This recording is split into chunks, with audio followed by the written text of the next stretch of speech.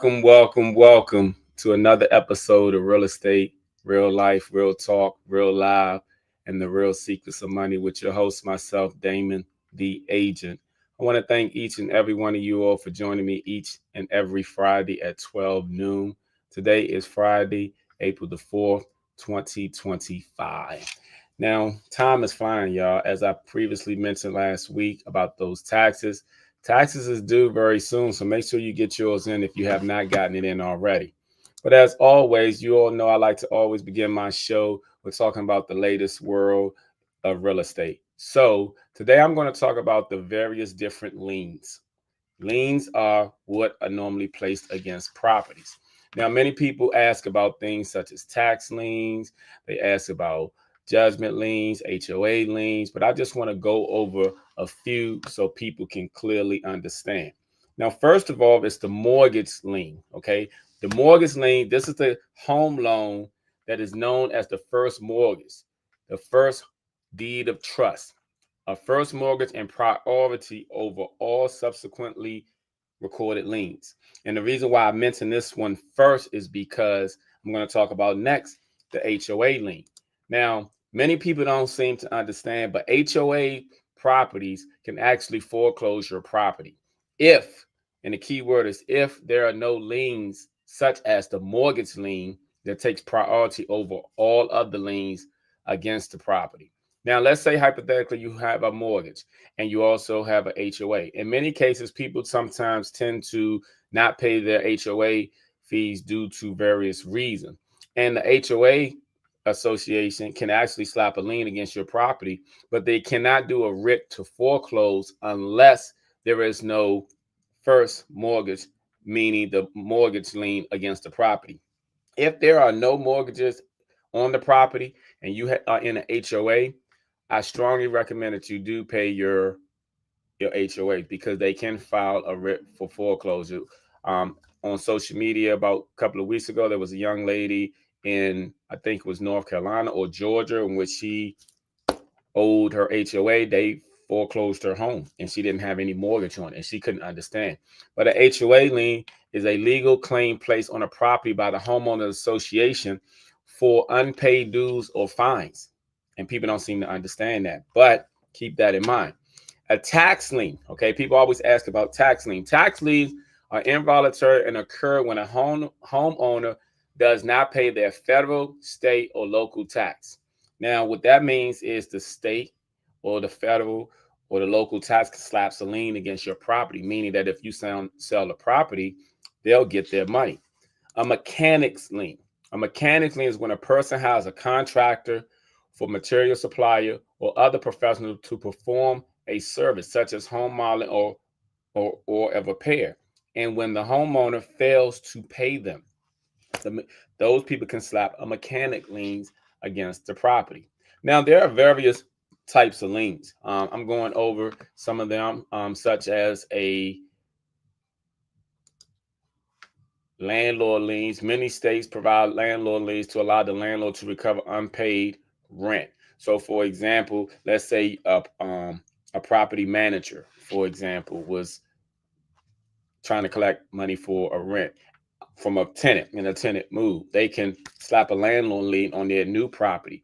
But see, what people don't understand about liens is when one of the benefits of owning a home is you're granted approval in so many ways. When people apply for nearly everything on your application, it always asks you, do you own or do you rent?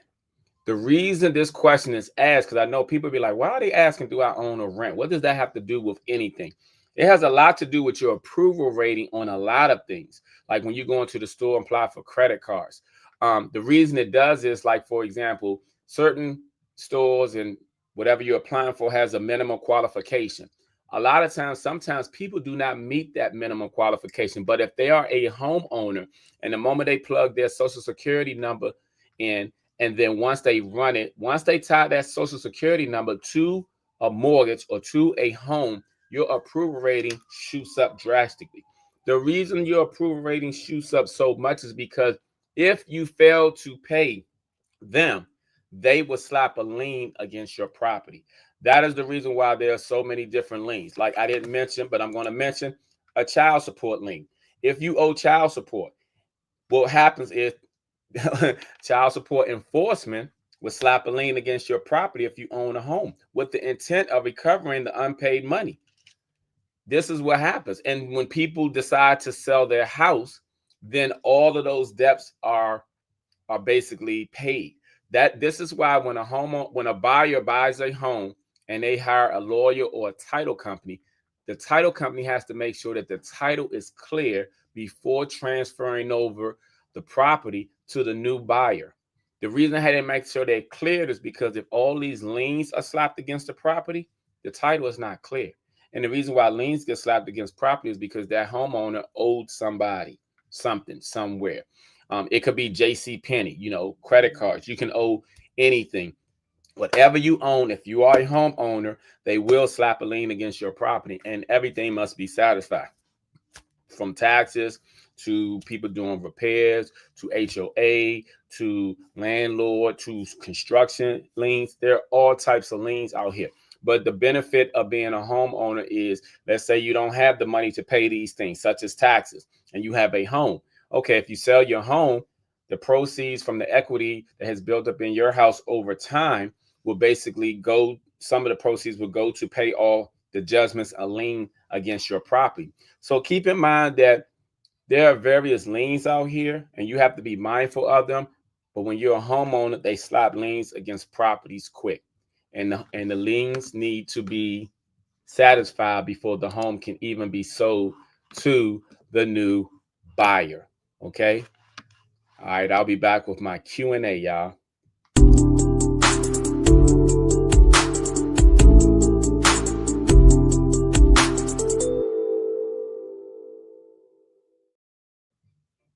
All right, all right, all right. Thank you. I didn't mention in the beginning, but please, if you're not following me, please follow me on all social media platforms so that I can follow you back. I am on Facebook, Instagram, Twitter, Threads, Snapchat, TikTok, YouTube, and LinkedIn. So let's check out the questions today, our Q&A.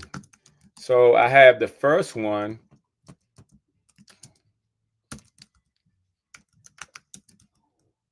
Hold on.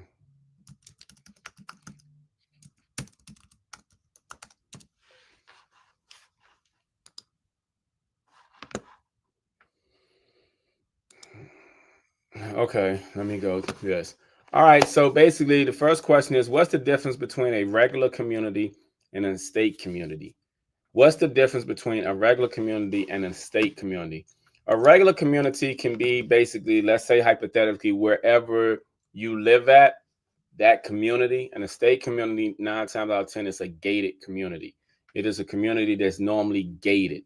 So the difference is, a lot of times it has to do with the gated communities having more wealth, and sometimes when it pertains to classes, like upper class. So if you want to summarize, you can say gated communities are more upper class, and regular communities are basically lower than the upper class. They're not lower class, but they're just lower than the estate community.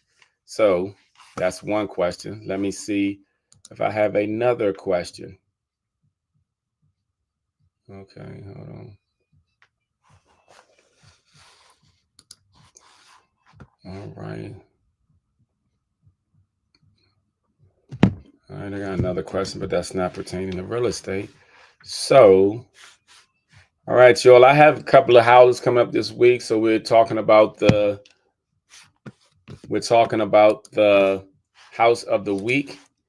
And this house of the week, I've mentioned this house before, but I'm going to bring it up again. And the only reason why I'm bringing it up again is because basically it's happened. I'm sorry. It basically got some repairs done to it. So because it got some repairs done to it, this property is a little bit more eye-catching than before. So let me bring it up real quick.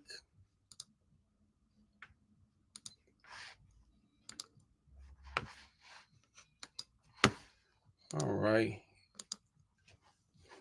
right, this is the property. This property is at 1606 25th Street Southeast.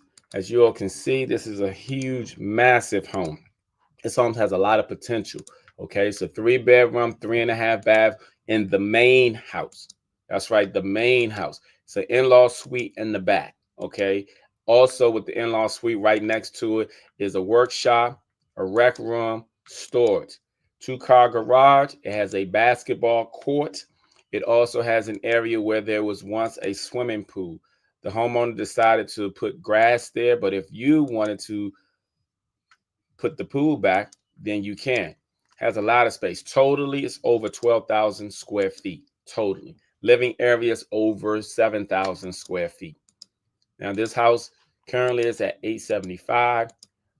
In real estate, everything is always negotiable, especially depending on how you are financing. But at the same time, as you all can see, this has like a sauna area, screened in porch, an area to do cookouts, barbecue. That area right there where that grass is, that's where the pool used to be. This is one of the rec rooms. This is the workshop area. This is another area for storage.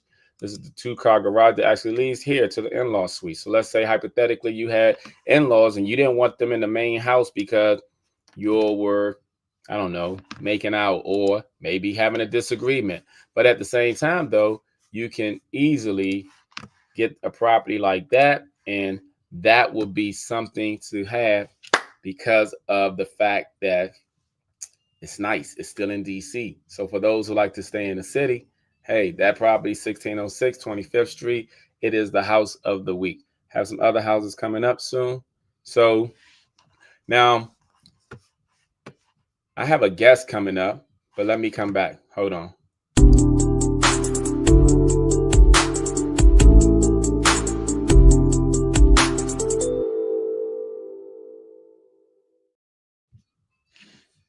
Okay. Like I said, I have a guest coming up, and I want to talk about my guest, okay, briefly. This young lady has been doing some wonderful things. Now, as you all know, I'm in the wonderful world of real estate. She's in real estate, but she's not in real estate like I am in real estate. So she's in real estate doing, justice for all of the people who are in real estate that are not doing what they're supposed to do. So she's an advocate, and she normally, likes to speak for a lot. So today we're diving into one of the most important grassroots movements happening in Maryland. With us is homeowner advocate Natalie Teao, who's unmasking a powerful fraud cartel operating in our courtrooms, stealing homes and exploiting the system. Natalie, welcome. You're doing what most people are too afraid to stand up for, the real estate mobs. And those mobs are not people like myself, but more so people like the criminals. So, welcome, Natalie. Thank you for joining me. Hey, how you doing today? I am doing fantastic. I am doing fantastic. How are you? I'm doing good, and thank you for all that you do to put this good information out here. Oh, thank you. Thank you. Thank you. Thank you. So, Natalie, you've had some huge wins. You stopped multiple foreclosures. What's your secret? God, nothing but God. He leads us. He orders our walk, and that has been one of the greatest points in this because a lot of people came before me and couldn't figure it out, Mm-hmm. and they were victims. This thing goes so deep. Um, but when you have God in the plan, and we're all working together. Mm-hmm. That was one of the key successes. I started with my own foreclosure as I began to dig, Mm-hmm. looking into court records. Started connecting victims. I saw names like with the same predators. The predator I was dealing with, one was Gerard Miles Jr. Mm-hmm. and the other one was Russell Frost. Lakeside National LLC Oh, was wow. their company. When I started searching these databases for the state, I found that I was not the only victim. I probably was just the loudest speaking victim, but I was not the only victim. These people had done it to many other people. For example, Gerard Miles Mm-hmm. was in a case versus called Nolan versus Miles. Okay. where this person told the courts, they told all the like the attorney grievance board and other agencies that are supposed to be there to protect consumers, and they basically gaslighted him and tried to make it seem, he showed where this man had fraudulent documentation, fake signatures and stuff, manipulated signatures and paperwork. The courts try to act like, oh, we don't understand, and they know exactly what he was doing. Another person tried to tell his name was Kenneth Jackson and KAJ, Gerard Miles versus KAJ. That man's case is actually in the Daily Record. And they basically gaslighted him and act like they didn't understand what was going on. Somebody was able to get a judgment against your property in a court that's not even in your jurisdiction. So it would be like if you lived in Baltimore City and Mm-hmm. someone went to the courts in Illinois Oh and wow. got a judgment on you. Yeah. What they did is they went to another jurisdiction in Maryland. That is not lawful. And it's shame on the judges that even did this. Shame on the court clerk that allowed this. Shame on the politicians that looked the other way. This man is like 80 years old. Yeah, that's You a lot. know, Yeah. yeah, that's terrible.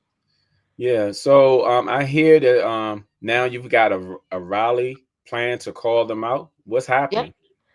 We are doing a rally. I gave them basically 10 days. I sent a letter to the courts that if they don't step, because I'm actually still in court with this person. He's actually tried to steal my properties. This is his third attempt. We've been through 5 separate court hearings, 3 in the circuit court, and this one makes the third, and then 2 in bankruptcy court. And I was able, by the grace of God, to win all of them and get them dismissed. And what he does, he just comes back again. Do you know how much money he's costing the taxpayers with frivolous lawsuits? Okay. In one case, he's at the government's at almost $1 million. So you're gonna tell me, you don't want to support our schools, our children, or anything in our community, but you want to spend $1 million while this person commits fraud and on the taxpayers' dollars, because somebody's got to pay the people at the courthouse to go through the motions with this on the state level as well as the federal level. I've already given you there was 5 cases of my own. All of them ended in the motion to lack of the motion to dismiss. One where he turned in the motion to dismiss, or 2, the courts either turned it in and said, "No, this is just sounds so ridiculous." But this person is abusing the taxpayer dollar and resource because we pay for this. Mm-hmm. And he's also stealing real estate wholesale. He don't want to go and buy real estate like everybody else. He wants to steal everybody else's stuff. Him and his cohorts. They got fraudulent auctioneers in on it. They got judges that look the other way. They have people in these other spaces that won't take them down. They just keep on turning away. And it's really alarming and concerning that that's why we're having the rally. My rally is going to be 9:30 a.m. to 12:30 p.m., which is basically the morning to that mid afternoon.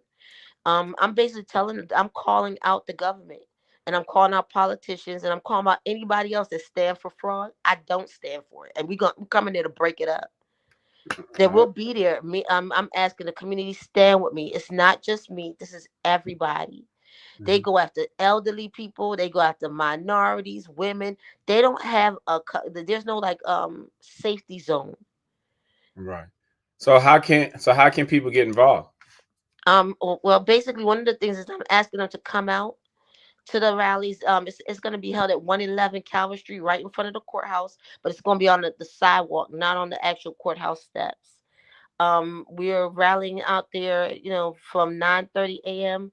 to 12:30 p.m. every day, Monday through Friday. So if you could come out, or even if you could support, drop some items off, or if you got issues with your own foreclosure, come out. We'll have somebody there to talk to you, because we don't want anyone to go through what I went through. I'm also asking people to participate in phone rallies where I'm getting the number. I have the number to Chris Von Holland. Mm-hmm. We're asking because Baltimore City is just so far gone. They obviously cannot remedy this. We don't have the politicians here don't have enough balls to stand up and say this is enough is enough. We work for the people, because we told every politician. Mm-hmm. Okay. We told the state's attorney.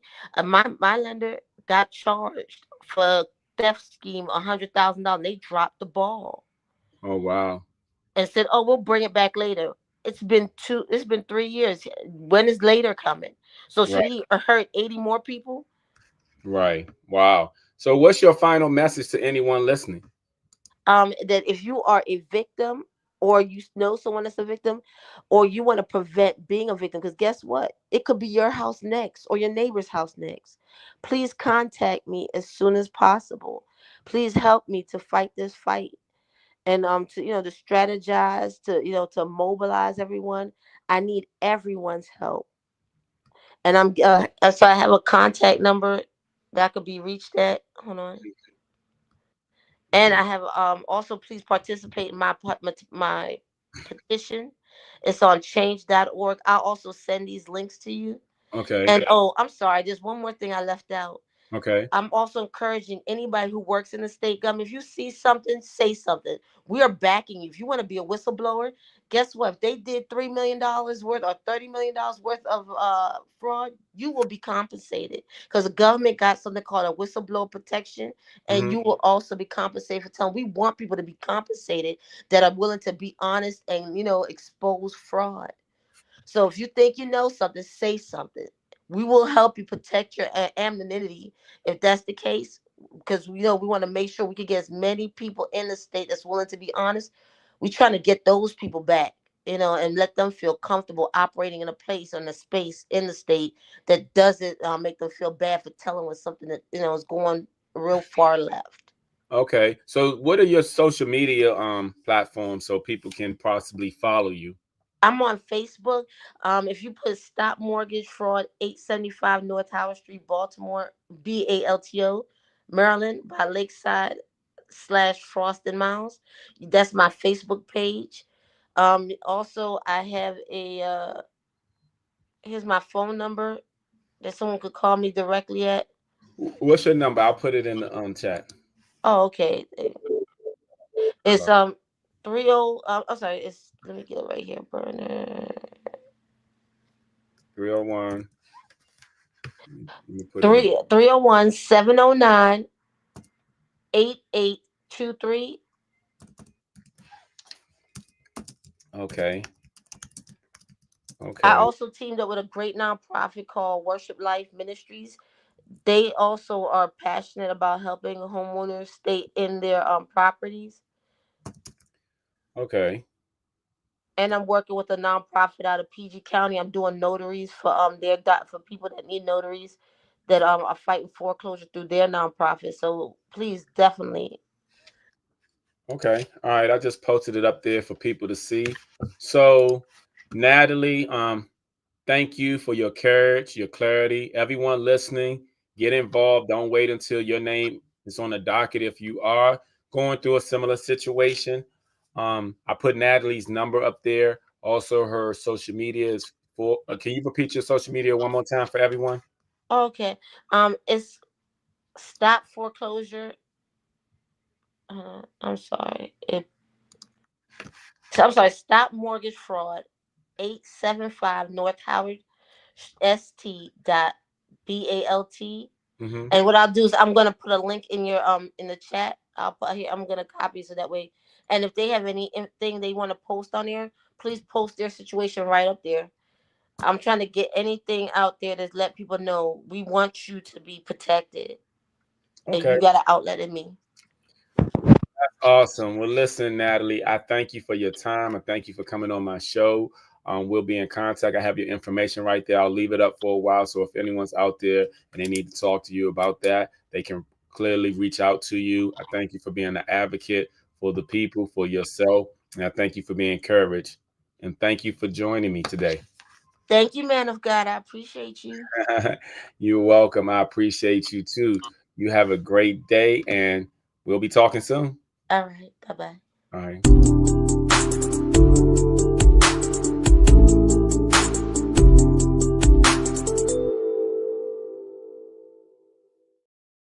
All right, everyone. That was Natalie Teao.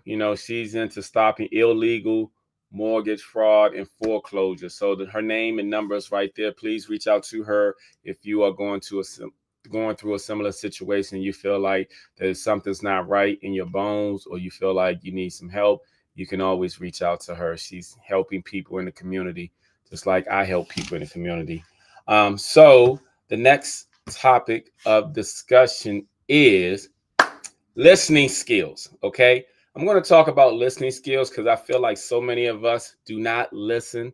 I feel like many people out here, they respond, they listen to respond, but they don't listen to hear. Now, I say this in many ways. Like, unfortunately, this week there was a big topic of discussion. It was Anthony Edwards, and he paid for his child support a whole 18 years in advance. One of the things that I noticed during the whole thing was I feel like him, because he kind of disowned his child, was wrong. I feel like he's dead wrong with that because kids are innocent. Kids don't have anything to do with anything. And then at the same time, I feel like the mother was wrong because prior to her having the baby, they had a conversation, discussion, and he even posted a text where he gave her $100,000 to take care of the situation. Now, I don't even believe in taking care of the situation because if any of our parents have aborted us, none of us will be here. And I know life gets hard sometimes, and some people sometimes wish they weren't here, but you're here for a reason because life has its ups and downs. And unfortunately, we have bad moments, we have good moments, but life is really and truly what you make it. But I just felt like the lady didn't listen. Okay. And a lot of times when I'm speaking to people, I notice people don't listen. We have two ears and one mouth. The moment sometimes you talk to people, they'll cut you off. They'll assume they know what you're going to say. So they don't want to hear everything you got to say because people have this notion of thinking they're so smart that they always think that they know what the person's going to say because the person started it off like something they said in the past instead of just listening. Unfortunately, not listening is very detrimental and it hurts you more than you realize. I think a lot of times people really need to take the time to learn to listen to others because these poor listening skills that so many people have, it's hurting relationships, it's hurting your family, it's hurting your job, it's hurting your pockets, whether you realize it or not. You know, when you don't even listen to people and you cut people off all the time, there's something internal going on with you because you don't want to hear what the person has to say. You don't want them to finish what they have to say. You just want to go right to responding to something that you heard. And that is not a good way because you never will get the full comprehension. You will never get the full comprehension of what anyone says if you cut people off and you don't listen. I think we really everyone needs to work on their listening skill. Now, I'm not going to say everyone because there are some great listeners out here, but you will learn so much if you listen. And I know everybody wants to be heard, but that need to want to be heard so badly is a need that's going to hurt you so badly, whether you realize it or not. Whether you don't listen to your parents, whether you don't listen to your kids, whether you don't listen to your boss, whether you don't listen to your clients, your customers, or anyone, it's going to eventually hurt you. Learn to listen, people, because the listening skills out here are so terrible that it's like unbelievable. It's unbelievable. And I think everybody thinks they're so smart that they don't have to listen. They think, oh, I already know how they're going to respond. I know what they're going to say. No, you don't. No, you don't. No, you don't. It's a different day. No, you don't. Stop doing that. You have two ears and one mouth for a reason. Please learn to listen. All right, y'all. I'll be back with my recap.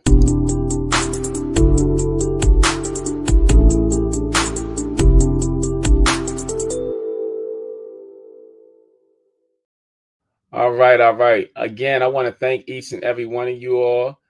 Please follow me on all social media platforms: TikTok, Snapchat, Instagram, Threads, Pinterest, Twitter, LinkedIn, and YouTube.